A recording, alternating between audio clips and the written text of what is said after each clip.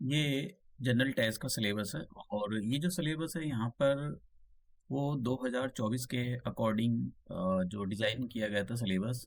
ये वो सिलेबस है। अगर 2025 में कोई भी सिलेबस चेंज होता है, अभी तक तो ऐसा कोई ऑफिशियल डॉक्यूमेंट नहीं आया है जिसमें कुछ चेंज करने की बात की गई हो, लेकिन ऐसी खबरें आ रही हैं कि हो सकता है इसके अंदर कुछ चेंज हो जाए। तो अगर कुछ भी चेंज होता है तो मैं उसको ज़रूर इंक्लूड करूँगा उन टॉपिक्स को, या कुछ हटा दिया जाता है तो मैं ज़रूर उसको इंक्लूड करूँगा कि ये सेक्शन जो है हटा दिया गया है। हालांकि अभी तक मुझे नहीं लगता है कि ऐसा कुछ हटेगा, क्योंकि अगर होता तो बहुत टाइम पहले इन्फॉर्म कर दिया जाता है। इतनी जल्दी स्टूडेंट्स को इन्फॉर्म नहीं किया जाता है। तो अब देखिए हम कर क्या रहे हैं, हम यहाँ पर मेंसुरेशन का वाला टॉपिक करेंगे। ये जो आपको मेंसुरेशन दिखाई दे रहा है, ये टॉपिक करेंगे हम यहाँ पर। तो ये हमारा मेंसुरेशन का लेक्चर 1 है। और जैसा कि आप सभी लोग जानते हो कि जो सी यू टी यू जी का एग्ज़ाम होता है वो 3 सेक्शन के अंदर कंडक्ट कराया जाता है। सेक्शन 1 के अंदर आपका लैंग्वेज होती है, और सेक्शन 2 के अंदर आपका जो डोमेन डोमेन होता है वो होता है, और सेक्शन थर्ड के अंदर जनरल टेस्ट होता है। देखिए, जनरल टेस्ट या जनरल एप्टीट्यूड टेस्ट, क्योंकि अभी ये ऐसा निकल कर आ रहा है कि इसका नाम भी चेंज हो सकता है, जनरल एप्टीट्यूड टेस्ट हो सकता है। और क्योंकि एक जो बहुत बड़े मतलब जो ऑफिसर है, उन्होंने इसका नाम general aptitude test, Indian Express में उनका इंटरव्यू हुआ था, तो उन्होंने इसका नाम जनरल एप्टीट्यूड टेस्ट बोला था, तो इसीलिए मैंने ये यहाँ से जनरल टेस्ट की जगह जनरल एप्टीट्यूड टेस्ट लिखा है। अदरवाइज आप इसको जनरल टेस्ट बोल सकते हो। तो ये मेंसुरेशन का हमारा लेक्चर 1 है। और इससे पहले मैंने सिंप्लीफिकेशन, जो कि अलजेब्रा का टॉपिक है, उसके 5 लेक्चर अपलोड कर दिए हैं। आप वहाँ पर जाकर पिछले साल के मैंने सारे क्वेश्चन सॉल्व कराए, बेसिक से लेकर एडवांस की, और मैंने सारे कॉन्सेप्ट भी कराए हैं। तो मैं पिछले साल के क्वेश्चन आपको कराऊंगा, किस टाइप के क्वेश्चन पूछे जाते हैं, प्रैक्टिस क्वेश्चन कराऊंगा, और जो कॉन्सेप्ट है वो सारे आपको क्लियर कराऊंगा। तो जिनका मैथ बहुत वीक होता है, A B C D D आती है, तो मैं यहाँ पर सारी चीज़ों को कवर कराने की कोशिश कर रहा हूँ। तो अब हम अपना ये पिछले साल के मैं आपको क्वेश्चन दिखा देता हूँ, किस टाइप के क्वेश्चन मेंसुरेशन से रिलेटेड पूछे जाते हैं। देखो, सिंपल क्वेश्चन है। अगर मैं यहाँ पर इस क्वेश्चन को सॉल्व करूँ, तो क्वेश्चन में ये बोला गया है कि if the volume of the cubes is 27। तो हमको पता है कि जो क्यूब होता है उसका जो फॉर्मूला होता है वो ए की पावर 3 होता है। तो हम 27 को इसके इक्वल रख देते हैं, और यहाँ से ए की वैल्यू निकालें तो हमारे पास 3 आ जाएगी। तो हमको साइड मिल गई। जब साइड मिल गई तो डायगोनल का जो फॉर्मूला होता है, डायगोनल का फॉर्मूला ये होता है मल्टीप्लाई ए। तो हाँ, आप ए की वैल्यू रख दो तो आपके पास 3√3, ये आंसर आ जाएगा। तो आंसर क्या है? ये बी ऑप्शन। ये जो यहाँ पर दे रखा है ये गलत दे रखा है। देखो, मैं आपको एक और चीज़ यहाँ पर इन्फॉर्म करना चाहता हूँ कि मुझे नहीं पता है कि शायद बहुत सारे जिन्होंने सी यू टी के पिछले साल के क्वेश्चन पेपर को सॉल्व किया है, उसमें काफ़ी सारे क्वेश्चन गलत भी है। क्योंकि देखो, मैं पिछले कई सालों से पढ़ा रहा हूँ, अप्रॉक्सीमेट मुझको 15-16 साल से ज़्यादा हो चुके पढ़ाते पढ़ाते। तो और मैंने देखा भी था, तो बहुत सारे जो यूट्यूबर हैं उन्होंने सॉल्व भी कर रखा है उसको। जिस हिसाब से उन्होंने जो आंसर दे रखे थे उस हिसाब से उन्होंने सॉल्व भी कर रखा है। अब पता नहीं मुझको कि उन्होंने, हालांकि वो क्वेश्चन गलत ही है, और हो सकता है कि उसका गलत का ही आंसर उन्होंने निकाल कर रखा हो। तो क्वेश्चन कुछ गलत भी होते हैं। जैसे यहाँ पर ये है, तो देखिए आपको क्या लगेगा कि 3 का जो है ये क्यूब रूट है, जबकि 3 का क्यूब रूट नहीं है। ये 3 जो यहाँ पर लिखा हुआ है ये अलग है, 3 मल्टीप्लाई, और ये जो है स्क्वायर रूट ये अलग है। तो इसीलिए आपको मतलब जब भी एग्जाम आए तो आपको ये चेक करना होता है कि उसके अंदर कहीं क्वेश्चन गलत तो नहीं है। तो कभी पता लगा आप गलत क्वेश्चन पर अपना टाइम वहाँ पर खराब कर रहे हो। तो एक क्वेश्चन तो ये था। एक क्वेश्चन हमारे पास ये था, सिंपल क्वेश्चन है, कोई ज़्यादा मुश्किल क्वेश्चन नहीं है, स्ट्रेट फॉरवर्ड क्वेश्चन है, आप आराम के साथ इसको सॉल्व कर सकते हो। हालांकि मैं सारे क्वेश्चन आपको सॉल्व करके दिखाऊंगा, लेकिन मैं आपको पहले कॉन्सेप्ट बताना चाहता हूँ, उसके बाद में ही ये क्वेश्चन सॉल्व कराना चाहता हूँ। तो पहले हम सारे फॉर्मूलाज देखेंगे। तो देखो, सबसे पहले हम क्यूब से स्टार्ट करेंगे, फिर क्यूबॉइड से स्टार्ट करेंगे, फिर हम क्यूब देखेंगे, उसके बाद में हम सिलेंडर देखेंगे, और फिर उसके बाद में हम कोन देखेंगे। तो इनके फॉर्मूलाज, स्फीयर के बारे में भी देख लेंगे, क्योंकि हो सकता है वहां से भी क्वेश्चन आ जाए। तो अब देखिए, देखो कॉन्सेप्ट, अगर आपके कॉन्सेप्ट नहीं क्लियर है तो फिर आपने पिछले साल के क्वेश्चन पेपर अगर कर भी लिए, ये जरूरी नहीं होता कि पिछले साल के क्वेश्चन पेपर सही आए, लेकिन एक पैटर्न पता लग जाता है कि भाई डेप्थ का लेवल क्या है, आपको किस लेवल तक पढ़ाई करनी है। तो पिछले साल के क्वेश्चन तो इसलिए जरूरी होते हैं कि आपको डेप्थ का पता है। लेकिन ज़रूरी नहीं कि पिछले साल के क्वेश्चन में से पूछा जाए, तो आपके कॉन्सेप्ट क्लियर होने चाहिए। तो सबसे पहले हम यहाँ पर क्यूबॉइड पढ़ेंगे, क्यूबॉइड के फॉर्मूला देखेंगे कि क्यूबॉइड के कौन-कौन से फॉर्मूलाज़ होते हैं। देखो, अगर आप क्यूबॉइड के बारे में देखो, तो क्यूबॉइड कुछ इस टाइप का होता है। आपको ऐसा ये मिलेगा, और इसको बनाने का तरीका मैं बता देता हूँ, क्योंकि बहुत सारी चीज़ें आपको फॉर्मूला रटने से अच्छा है कि आप थोड़ा-सा समझने की कोशिश करें। जितना समझोगे उतना ही मैथमेटिक्स में आपको फ़ायदा होगा। तो क्यूबॉइड जो होता है कुछ ऐसा होता है ये। अब ये जो होता है, मैं यहाँ पर इसमें कुछ डायमेंशंस होती हैं, किसको क्या बोला जाता है ये मैं आपको बता देता हूँ। देखो, ये जो होती है इसको लेंथ बोला जाता है, ये जो होती है इसको हम लेंथ बोलते हैं। और ये जो होता है ये इसका ब्रेथ होता है, इसको बी से रिप्रेजेंट कर देते हैं।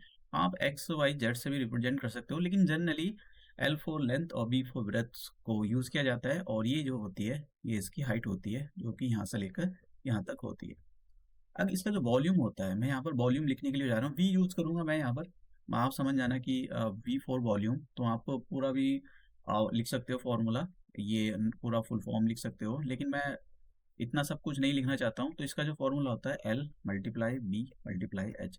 तो ये हमारे पास क्यूबॉइड का वॉल्यूम का फॉर्मूला हो गया। तो आपको इसके बारे में फॉर्मूलाज अच्छे से पता होने चाहिए। देखो, कभी कभी क्या होता है कि सीधा स्ट्रेट फॉरवर्ड क्वेश्चन आ जाता है, लेकिन फॉर्मूला ही याद ना होने की वजह से ये क्वेश्चन भी चला जाता है।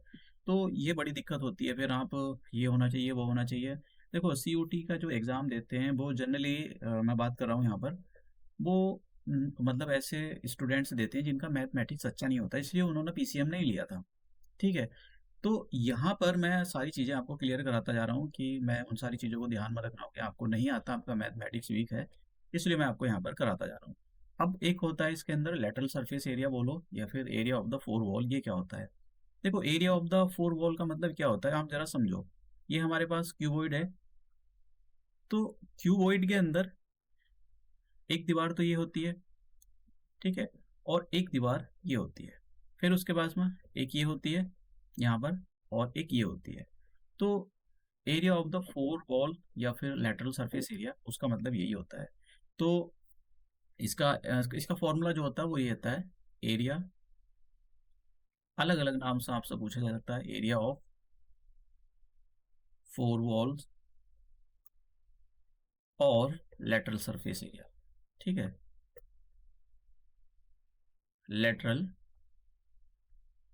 Surface area. तो इसका जो फॉर्मूला होता है, देखिए कैसे निकालते हैं। देखो, अगर आप, मैं यहाँ पर इस डायग्राम में आपको बताऊं, तो लेटरल सरफेस एरिया है क्या। देखिए, अब मैं यहाँ पर कलर कोडिंग का यूज़ कर लेता हूँ, आपको थोड़ा सा पता लगे। तो एक तो ये वाली दीवार की बात कर रहा हूँ मैं यहाँ पर, ठीक है, एक ये दीवार हो गई, और एक इसके जस्ट अपोजिट साइड, अपोजिट, तो अपोजिट एक ये है, ये अपोजिट है इसके। ठीक है, तो एक तो मुझको इन दो दीवारों का एरिया प्लस करना है। ठीक है, उसके बाद में एक दो दीवारें और बचती हैं, वो कौन सी हैं? एक तो हमारे पास, हाँ ठीक है, एक तो ये दीवार है, ये जो आप पीछे देख रहे हो, एक तो ये दीवार हो गई, ये, ठीक है। और एक ये दीवार होती है सामने वाली, जो हो सकता है आपको ये थोड़ा सा अजीब लगे, क्योंकि ये 3D डायग्राम है, तो आपको ये उसके सामने वाली, तो दोनों का एरिया अगर मैं प्लस कर दूं तो area of the four walls आ जाता है, इसी को लेटरल सरफेस एरिया बोला जाता है। तो देखिए, अब देखते हैं कि भाई इनमें क्या क्या इंक्लूड होता है। तो देखिए, ये जो मैं यहाँ पर जो मेरा आप ये देख रहे हो कर्सर, तो एक इसका एरिया, अब इसके अंदर एरिया का मतलब होता है दो डायमेंशन को आप मल्टीप्लाई कर दो। तो इसके अंदर कौन कौन सी दो डायमेंशन आ रही है, एक तो देखो यहाँ पर किसका ब्रेथ का रोल प्ले हो रहा है, और किसका हो रहा है यहाँ पर इसकी हाइट। तो अगर मैं यहाँ पर देखिए, हाइट हाइट मल्टीप्लाई ब्रेथ, इनकी मल्टीप्लाई कर दूं तो एरिया निकल जाएगा इस दीवार का एरिया, और टू से कर दूं तो इसके सामने वाली दीवार का भी एरिया निकल जाएगा प्लस। अब देखिए, ये जो आप दीवार देख रहे हो, ये देखिए, मैं ये इसकी बात नहीं कर रहा हूँ, ये एक अपर वाला पार्ट है, और बॉटम वाला पार्ट इसका ये वाला है। तो मैं आपने इस वाली दीवार की बात कर रहा हूँ, ये जो दीवार है यहाँ पर। तो इस दीवार में कौन कौन सी दो डायमेंशन आ रही है, एक तो इसका लेंथ आ रहा है और इसका हाइट आ रहा है। तो अगर मैं इसकी लेंथ और हाइट को मल्टीप्लाई कर दूं तो सामने वाली दीवार का एरिया आ जाएगा, और टू से मल्टीप्लाई कर दूं तो इसके जस्ट पीछे वाली एरिया का भी पीछे वाली दीवार का भी एरिया आ जाएगा। 2 बाहर ले लो यहाँ से, 2 और h दोनों चीजें बाहर ले लो, दोनों कॉमन है, तो अंदर क्या बचता है, b बचेगा और l बचेगा। तो दिस इज द एरिया का फॉर्मूला। कौन सा एरिया का फॉर्मूला आपसे बोला जाएगा, area of the four walls या फिर lateral surface area of the cuboid. तो ये हमारे पास उसका फॉर्मूला है।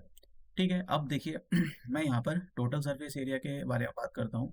देखो टोटल सरफेस एरिया जो होता है, ऐसा नहीं कि टोटल सरफेस एरिया कोई, टोटल सरफेस एरिया में करते क्या, एक तो लेटरल सरफेस एरिया जो मैंने आपको ये बताया, लेटरल सरफेस एरिया या फिर area of the four walls, और जो बच गई दीवारें कौन कौन सी, एक तो टॉप वाला बच गया और एक नीचे वाला, इनको भी अगर मैं प्लस कर दूं तो मेरे पास टोटल सरफेस एरिया निकल जाता है। तो टोटल सरफेस एरिया का फॉर्मूला क्या हो जाएगा, टोटल सरफेस एरिया। ठीक है, हम इसको टी एस से भी बोला करेंगे। टोटल सरफेस एरिया का फॉर्मूला होता है, 2 बाहर ले लो और एल बी, बी एच और एच एल। तो ये हमारे पास टोटल सरफेस एरिया का फॉर्मूला आ गया। तो अब एक और चीज़ है इसके अंदर जो बहुत काम की चीज़ है, आपको समझना चाहिए। एक फॉर्मूला होता है कि अगर मैं इसके अंदर एक बहुत बड़ी रॉड रखना चाहता हूँ तो उस रॉड की जो लेंथ क्या होगी। देखिए, ठीक है, length of the longest rod of this cuboid, तो मैं इसके अंदर कितनी बड़ी जो है लेंथ क्यूब रॉड रख सकता हूँ। तो देखो कहाँ से रखेंगे, यहाँ से चलेंगे हम और यहाँ तक, ये वाली, ये जो लेंथ आएगी यहाँ, ये जो आप यहाँ पर देख रहे हो, ये जो मैंने डायग्राम यहाँ ड्रॉ किया है, ए बोल देता हूँ इसको बी। तो ए टू बी जो अगर कोई बोले आप ये बताओ इस क्यूबॉइड के अंदर आप कितनी लेंथ की, मैक्सिमम कितनी लेंथ की रॉड रख सकते हो, तो उसका जो फॉर्मूला होता है मैं यहाँ लिख देता हूँ। ठीक है, length of the rod in cuboid, cuboid के अंदर आप कितनी बड़ी लंबी रॉड रख सकते हो, तो क्यूबॉइड के अंदर, तो फॉर्मूला आ जाएगा ये, सॉरी ये कोड नहीं है, ये रॉड है, यहाँ पर मैंने गलती कर दिया, आर है ये। ठीक है, आर। तो फॉर्मूला ये आ जाएगा L square plus B square और एच स्क्वायर। ठीक है, ये फॉर्मूला हमारे पास फॉर्मूला आ गया है। अब हम क्यूब के बारे में देख लेते हैं। देखो क्यूब के बारे में देखते हैं। तो क्यूब क्या होता है, अगर आपको क्यूबॉइड के फॉर्मूलाज याद हो गए तो क्यूब के फॉर्मूलाज आसानी के साथ याद हो जाएंगे। मैं डायग्राम बना देता हूँ। तो ये हमारे पास क्यूब हो गया। देखो क्यूब और क्यूबॉइड में क्या डिफरेंस है, क्यूब में ये डिफरेंस होता है कि अलग अलग सभी साइडें होती हैं, सॉरी क्यूबॉइड में, और क्यूब में सभी की सभी साइडें एक जैसी होती हैं। तो अगर आपको क्यूबॉइड के फॉर्मूलाज याद हैं तो हाँ बड़े आराम के साथ क्यूब के फॉर्मूला कर सकते हो। हर एक साइड इसको ए, इसका लेंथ भी ए, इसका हाइट भी ए होता है। तो वॉल्यूम का क्या फॉर्मूला बन जाएगा इसका, देखो वॉल्यूम का फॉर्मूला तीनों चीजों का मल्टीप्लाई कर दो, एल बी एच, क्योंकि एल बी एच एक ही जैसी है तो इसलिए ए मल्टीप्लाई ए, तो ये आ जाएगा ए क्यूब। अब बात करते हैं हम लेटरल सरफेस एरिया या फिर area of the four wall. तो इसको लिख देता हूं मैं यहाँ पर, लेटरल सरफेस एरिया और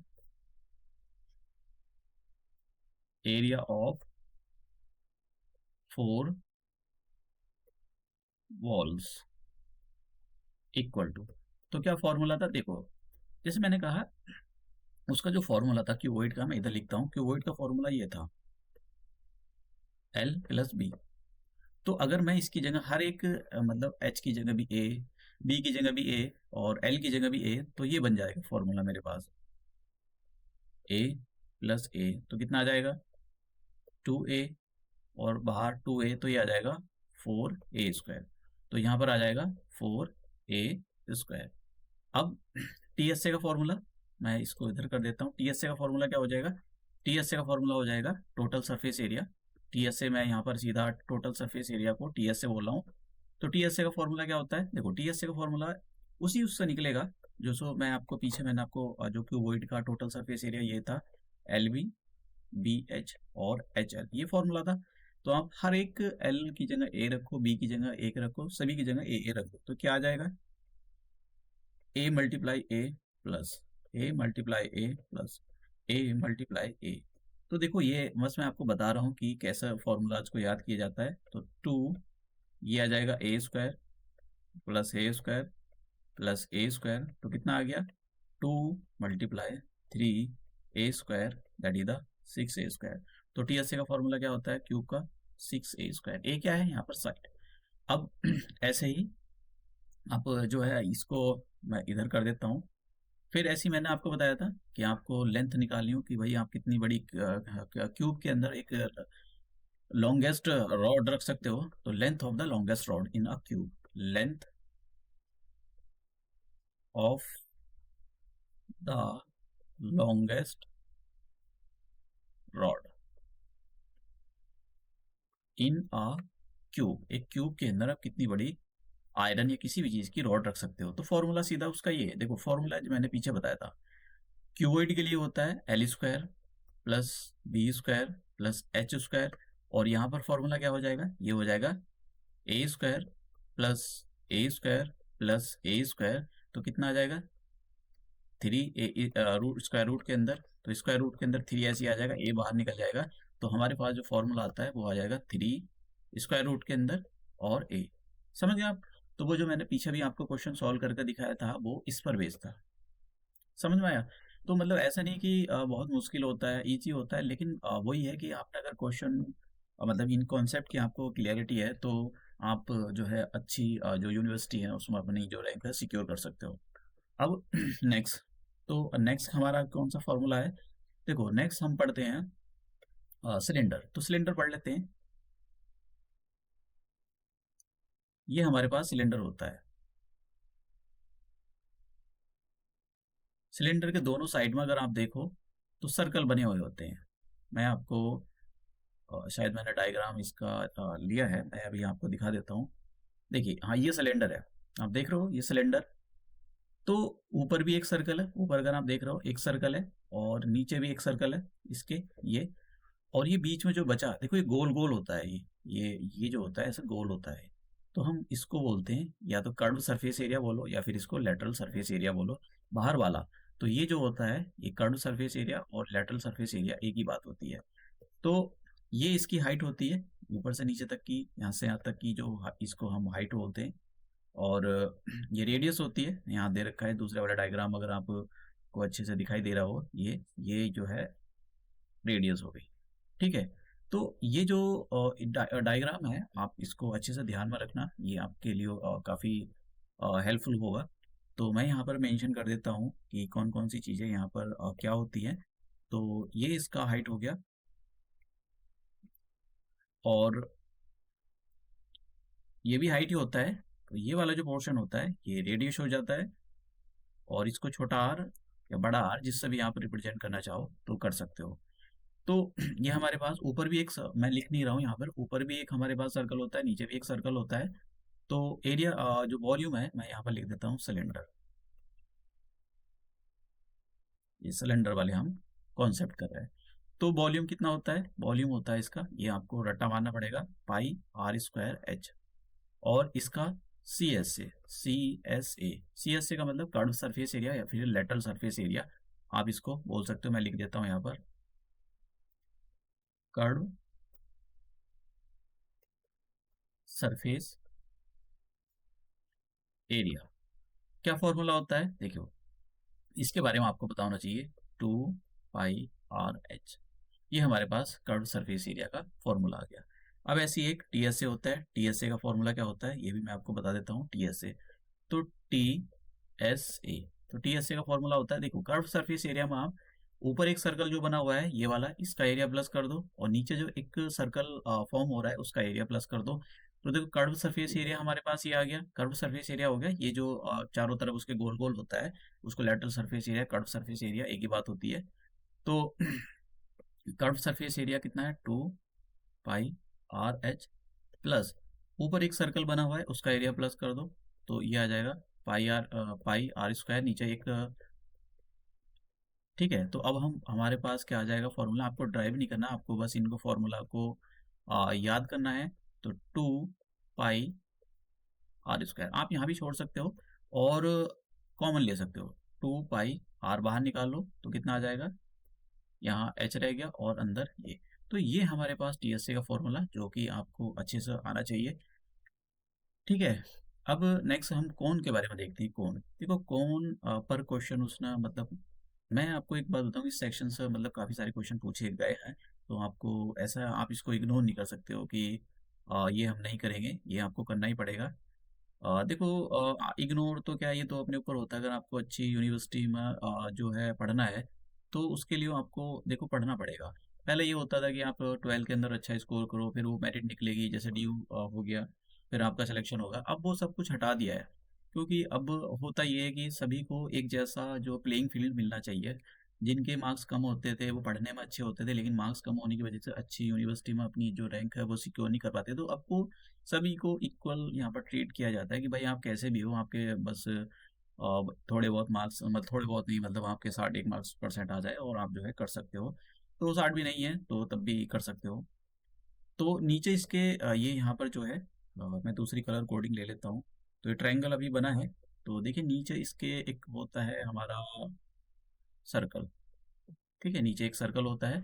और यहाँ पर जरा आप अच्छे से ध्यान देना, और ये मैं ऊपर से नीचे की ओर इसको ड्रॉ कर देता हूँ, ये वाला पोर्शन। तो ये आ जाएगा हमारा, देखिए, ये इसको बोलते हैं हम एल। एल का मतलब हो गया यहाँ पर सलांट हाइट, तिरछी हाइट, सलांट हाइट। तो सलांट हाइट और हाइट में डिफरेंस होता है इसके अंदर। और ये जो देख रहे हो आप, सीधी जो लाइन मैंने ड्रॉ करी है, that is the height. Height, इसको हाइट, और आप इसको छोटा एच या फिर बड़ा एच उससे रिप्रेजेंट कर सकते हो।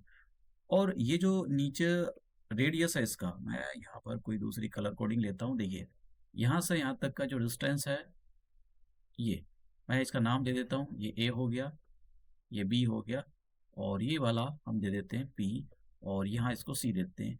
जो रेडियस है यहाँ पर, रेडियस, तो O B, sorry, A B पहले मैं बता देता हूँ। ए बी क्या है, डायमीटर है इसका, डायमीटर। और पी बी या फिर पी ए, इसको हम रेडियस बोलते हैं। और यहाँ पर इसको आप स्मॉल आर या बड़े आर से रिप्रेजेंट कर सकते हो, वो आपकी इच्छा है। अब देखिए, ये रेडियस हो गई है, ये जो है रेडियस हो गई। तो सारी चीज़ें पता लग गई हमको। एक और चीज़ मैं आपको बता देता हूँ जिनको नहीं पता। तो डायमीटर जो होता है, diameter equal to 2 multiply radius.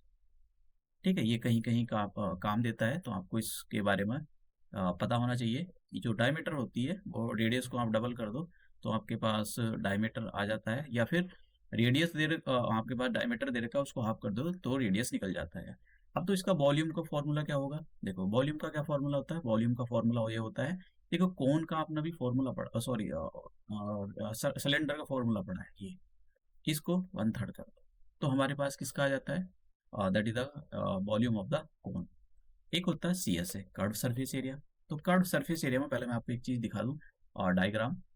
ये देखिए, कर्व सरफेस एरिया होता क्या है, कुछ लोगों को ये समझ में नहीं आ रहा होगा। तो देखो ये जो है, ये बाहर वाला जो है आपको, क्योंकि ये 3D डायग्राम और मैं यहाँ पर आपको 2D प्लेन के अंदर समझाने की कोशिश कर रहा हूँ, तो ये ऐसा बिल्कुल भी नहीं लगेगा कि ये 3D है। अब देखिए, ये जो आप देख रहे हो, ये एक सीजर से कट किया गया है, और इसकी जो सरफेस है ये, इसको खोल दिया गया है, ये पूरा खोल दिया है यहाँ पर। तो खोल को कुछ ऐसा बना दिया गया है। तो ये जो पूरा खोला गया है ये, ठीक है, ये पूरा जो खोला गया है यही है इसका कर्व सरफेस एरिया। समझ गए आप। तो हम इसका क्या फॉर्मूला होता है वो देखते हैं। तो इसको curve surface area, lateral surface area एक ही बात होती है। इसका फॉर्मूला जो होता है वो पाई आर एल, ये होता है। अभी मैं एक और चीज़ आपको यहाँ पर पाइथागोरस के बारे में बताऊंगा। टी एस ए क्या होता है, टी एस ए, देखिए टी एस से होता है कि आप भाई जो भी आपके पास कर्व सरफेस एरिया है पाई आर एल, इसके अंदर नीचे एक सर्कल बना हुआ है, नीचे हमेशा एक सर्कल बनता है कौन के, तो उसका एरिया और प्लस कर दो। और आपको पता है कि area of the circle is the pi r square. तो that is the area of total surface area. Pi बाहर ले सकते हो, पाई और आर बाहर निकाल सकते हो, तो अंदर कितना रह जाएगा, एल प्लस आर, ये हमारे पास यहाँ रह जाएगा। अब यहाँ पर एक और चीज़ जो मैं आपको बताना चाहता हूँ वो है, यहाँ पर पाइथागोरस थ्योरम लगती है। पाइथागोरस थ्योरम कैसे लगाते हैं वही मैं आपको यहाँ पर समझा देता हूँ, क्योंकि ये काफ़ी इंपॉर्टेंट है। देखो, अगर आप इसको देख रहे हो, ये वाला जो मैं यहाँ बताया है, एक दो ट्राइंगल फॉर्म हो रहे हैं, तो मैं कोई सा एक ले रहा हूँ, तो ये 90 डिग्री बन रहा है। तो ये वाला जो ट्रायंगल है, मैं इसको अगर यहाँ फॉर्म कर दूँ, ये तो ये हो जाएगा सी, और ये हो जाएगा पी, और ये हो जाएगा बी। ये हमारे पास एल, ये रेडियस, और ये जो है एच है। तो हम यहाँ पर पाइथागोरस लगा सकते हैं। तो पाइथागोरस क्या कहती है कि जो 90 डिग्री के सामने वाली साइड होगी, that is the hypotenuse, hypotenuse का स्क्वायर इक्वल टू बेस का स्क्वायर प्लस उसका परपेंडिकुलर। तो ये एक रिलेशन होता है, ये बहुत काम का रिलेशन है। आपको क्वेश्चन को सॉल्व करना है तो ये बहुत ही ज़्यादा आपकी मदद करेगा। तो अब मैं आपको ये जो यहाँ पर क्वेश्चन था, इसके बारे में बता देता हूँ कि ये कैसे, ये क्वेश्चन मैंने आपको सॉल्व करके दिखाया। आप कैसे कर सकते हो, आसान क्वेश्चन था। सीयूटी का जो जनरल टेस्ट 2023 में ही पूछा गया था, ये भी 2023 में क्वेश्चन पूछा गया है। तो मैं इसलिए बता रहा था कि मतलब जो मेंसुरेशन है इससे काफ़ी क्वेश्चन आते हैं। देखो ऐसा नहीं होता है कि हो सकता है कि जो 2023 में इसने बहुत सारे क्वेश्चन पूछे, 2024 में ना पूछे, 25-24 में इसने कमी क्वेश्चन पूछे, और फिर 25 में ज़्यादा पूछ ले। तो कह नहीं सकते, टॉपिक है तो पढ़ के जाना पड़ेगा अगर अच्छी यूनिवर्सिटी में आपको अपना जो है सीट सिक्योर करनी है। अदरवाइज तो आप स्किप कर सकते हो, कुछ कह नहीं सकते, वो डिपेंड करता है कि आप क्या चाहते हो। तो देखिए यहाँ पर पढ़ लेते हैं question. Curved surface area of a right circular cone. अभी मैंने आपको बताया जो कोन बनाया था वो राइट सर्कुलर कोन था। तो क्या दूसरे भी होते हैं? हाँ, दूसरे भी होते हैं, वो और मुश्किल होते हैं, इसलिए वो हमारे सिलेबस में राइट सर्कुलर कोन ही है। इस राइट सर्कुलर कोन की हाइट दे रखी है यहाँ पर। तो राइट सर्कुलर कोन जो है इसकी जो हाइट है वो दी हुई है। ठीक है, मैं आपको अगर डायग्राम बनाऊं तो देखिए ऐसा है ये ये हमारे पास कोन हो गया, और नीचे ये देखिए, देखिए आप, आपको ये आता है तो आप बहुत जल्दी कर सकते हो। हाइट दे रखी है, ये दे रखी है उसने, h इक्वल टू 12 सेंटीमीटर। और डायामीटर देखो, ये पूरी, ये जो है ये डायमीटर दे रखी है। तो डायमीटर अगर आप दे रखी हो तो रेडियस अगर निकाल लियो आपको, मतलब ये रेडियस होगी, तो रेडियस कैसे निकालोगे? डायमीटर का हाफ कर दो, मतलब डायमीटर का मतलब 10 का आप हाफ कर दो, तो कितनी आ जाएगी आपके पास? 5 सेंटीमीटर आपकी रेडियस आ गई। अब देखिए क्या बोला है, curve surface area for, curve surface area बताइए आप, कर्व सरफेस एरिया। तो कर्व सरफेस एरिया जो होता है C S A of the cone equal to pi R L, ये होता है। लेकिन हमको तो एच पता है और आर पता है, लेकिन एल पता ही नहीं, तो एल के लिए हम पाइथागोरस लगाएंगे। तो क्या फॉर्मूला होता है पाइथागोरस का? मैंने आपको पाइथागोरस का अभी बताया। पाइथागोरस का जो फॉर्मूला होता है एल स्क्वायर, एल का मतलब ये वाली हाइट, ये जो है ये इसको हम एल बोलते हैं, ये सलांट हाइट होती है ये।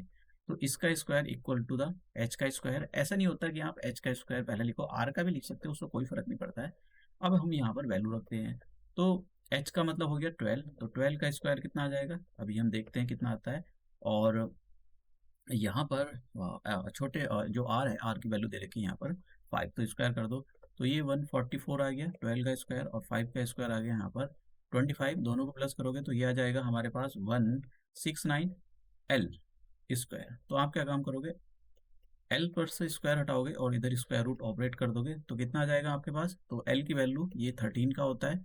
तो एल की वैल्यू आपके पास कितनी आ गई? 13 आ गई। ठीक है, ये 13 का होता है। देखिए कुछ चीज़ें आपको रट्टा मारनी पड़ेंगी। ये जो 13 का स्क्वायर होता है, तो अब देखिए फॉर्मूले में वैल्यू रखते हैं यहाँ पर ऊपर। देखो आंसर उसने पाई में पूछा है, तो पाई की वैल्यू रखने की जरूरत नहीं, पाई ऐसी रखो। आर कितना है आपके पास? 5 है। ठीक है, और ये एल आपने निकाल लिया, तो कितना आ गया? अब देखो आप निकाल सकते हो, 13 5 या 65, तो कितना आ गया? 65 पाई और सेंटीमीटर स्क्वायर। तो हमारे पास ये आंसर आ गया। तो कौन सा ऑप्शन हो जाएगा? ए ऑप्शन हो जाएगा। ठीक है, तो क्वेश्चन ऐसा नहीं कि बहुत मुश्किल है, इजी क्वेश्चन है, बट कंडीशन ये, क्या आपको कॉन्सेप्ट की क्लियरिटी है या नहीं है। अगर नहीं है तो देखो फिर यही मुश्किल लग जाएगा काफ़ी। अब नेक्स्ट क्वेश्चन है कि वॉल्यूम ऑफ द सिलेंडर। देखो सिलेंडर पर काफ़ी क्वेश्चन पूछे जा रहे हैं। हाँ, मैंने बहुत सारे क्वेश्चन मैं आपको सॉल्व कराऊंगा सिलेंडर पर, काफ़ी पूछे जा रहे हैं। तो यहाँ पर सिलेंडर की रेडियस दे रखी है ये, और क्या बोला है, कर्व सर उसका वॉल्यूम दिया हुआ है। तो देखो यहाँ पर मैं इधर बना देता हूँ, ये हमारे पास, सॉरी, सिलेंडर के बारे में बोल रहा है, तो सिलेंडर बनाते हैं हम। तो ये हमारे पास सिलेंडर के बारे में नहीं, कौन पर काफ़ी क्वेश्चन पूछे, कौन पर काफ़ी क्वेश्चन क्वेश्चन पूछे जा रहे हैं, फिर उसके बाद में सिलेंडर पर। तो ये हमारे पास सिलेंडर बन गया। तो देखिए सिलेंडर बनकर तैयार हो चुका है हमारा। तो खराब बना है। तो h इक्वल टू यहाँ पर कितना दिया है? नहीं दे रखा है। यहाँ पर h हमको नहीं दे रखा है। रेडियस कितनी दे रखी है यहाँ पर? इसने रेडियस जो है निकालनी पड़ेगा हमको ये एच रेडियस, यहाँ पर रेडियस की वैल्यू है 3, तो ये वॉल्यूम दिया हुआ है इसका, तो वॉल्यूम की वैल्यू दे रखी है यहाँ पर 396 सेंटीमीटर क्यूब। देखिए जब आप एग्जाम में क्वेश्चन कर रहे हो, अगर आप अच्छे हो, अच्छा आपका मैथमेटिक्स है, तो अब आप इसको बहुत आसानी से सॉल्व कर सकते हो, और ये सब कुछ करने की ज़रूरत नहीं है, आप सीधा ही सॉल्व करना। अगर आप एवरेज टाइप के हो या आपका मैथमेटिक्स ख़राब है, तो मैं उन बच्चों को ज़्यादा ध्यान में रख के ये सारी चीज़ें सॉल्व करा रहा हूँ। तो अदरवाइज आपको डायग्राम वगैरह वहाँ पर ऐसा नहीं कि, क्योंकि उनको आंसर चाहिए, अब वो चाहे आप तुक्के मारो या फिर कैसे भी करो, सही आंसर चाहिए होता है। गलत भी कर दें आपका नुकसान हो जाएगा, इसलिए कोशिश करो कि आप सही आंसर निकालो। तो वॉल्यूम का फॉर्मूला हमको बताया कि वॉल्यूम का जो फॉर्मूला होता है वो पाई आर स्क्वायर। तो volume of the cylinder is this. तो यहाँ पर जो वॉल्यूम है उसकी वैल्यू दे रखी है इसने कितनी, 396। पाई की वैल्यू रख लेते हैं, पाई की वैल्यू उन्होंने बोला भी है कि भैया पाई की वैल्यू आप ये रखना, तो मैं इसको हटा देता हूँ, कभी आपको लोगों को ये आंसर है अपॉन 7। आर कितना दे रखा है 3, तो 3 मल्टीप्लाई 3।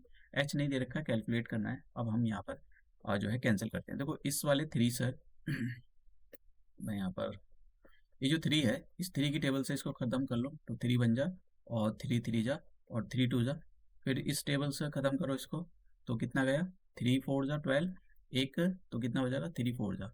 22 की टेबल से इसको ख़त्म कर लो, तो कितना जाएगा, 2 टाइम्स जाएगा, तो कितना बचा, 2 इक्वल टू एच अपॉन 7। तो यहाँ से एच की वैल्यू कितनी आ जाएगी, ये आ जाएगी 14। 7 की यहाँ पर 2 में मल्टीप्लाई कर दी, तो हमारे पास ये आ गया। अब क्या चाहिए हमको, देखो अब निकल गया हमारे पास, एच आ गया 14। कभी कभी आपसे एच भी निकलवा सकता है। कर्व सरफेस एरिया का फॉर्मूला लगाओ, तो आपको कर्व सरफेस एरिया पता है सिलेंडर का, सी एस से। तो सी एस से कितना होता है, 2 पाई आर एच, ये कर्व सरफेस एरिया का फॉर्मूला होता है। 2 की पाई की वैल्यू रखो 22/7, और आर की वैल्यू रखो, आर की वैल्यू यहाँ पर 3 है, और एच की वैल्यू रखो ये, ठीक है। 7 से कैंसिल करो, 7 2 जा 14, तो कितना बचा, 2 मल्टीप्लाई 22 मल्टीप्लाई, इन दोनों की मल्टीप्लाई कर दो 6। और मैं एक चीज़ बताना चाहता हूँ, यहाँ पर इन दोनों की मल्टीप्लाई कर दो, कितना आ जाएगा, तो ये आ जाएगा यहाँ पर 6 2 जा 12 मल्टीप्लाई, ये जो 22 है ये आप डायरेक्ट कर सकते हो, आपको आता है, बस मैं आपको 11 की यहाँ पर जो है मल्टीप्लाई बताना चाहता हूँ। देखो जब भी 11 से मल्टीप्लाई करना हो तो उसके लिए एक ट्रिक होती है। अगर आप उस ट्रिक का जो है यूज़ करते हो, तो आप बहुत सारे मुश्किल से मुश्किल क्वेश्चन भी आसानी से सॉल्व कर सकते हो मेंसुरेशन के। ये जो 4 है इसको ऐसे लिखो, 4 से जो नेक्स्ट नंबर लिखा है 2, इन दोनों 4 और इन दोनों को 4 और 2 को प्लस करके लिख दो यहाँ पर 6, और जो लास्ट वाली डिजिट होती है उसको ऐसे लिख दो। तो हमारे पास 264 आंसर आ गया। तो ये कौन सा है, ये तीसरा ऑप्शन हो गया। तो मैंने आपको पिछले साल के क्वेश्चन यहाँ पर सॉल्व कराए कि कितने मुश्किल होते हैं। आप बहुत आसानी के साथ, मतलब ये सब डायग्राम करके आप बहुत जल्दी कर सकते हो क्वेश्चन को। बस कंडीशन ये, आपके कॉन्सेप्ट जो मजबूत होने चाहिए। तो ये हमने कॉन्सेप्ट देखे, पिछले साल के क्वेश्चन मैंने आपको सॉल्व करके दिखाए।